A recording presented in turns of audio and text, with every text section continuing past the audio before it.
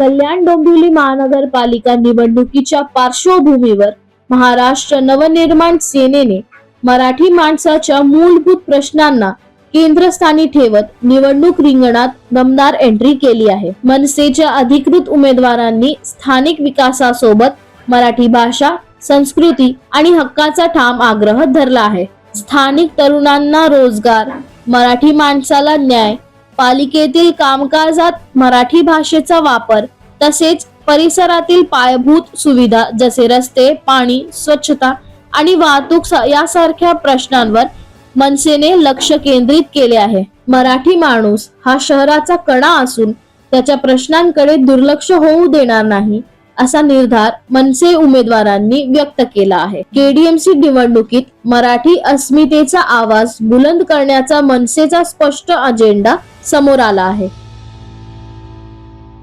जसं माहित आहे की राजसाहेब ठाकरे आणि उद्धवजी ठाकरे हे सर्वांच्या हितासाठी किंवा विकास कामासाठी महाराष्ट्रामध्ये त्यांनी युती केलेली आहे। ते दोघे एकत्रित आलेले आहेत।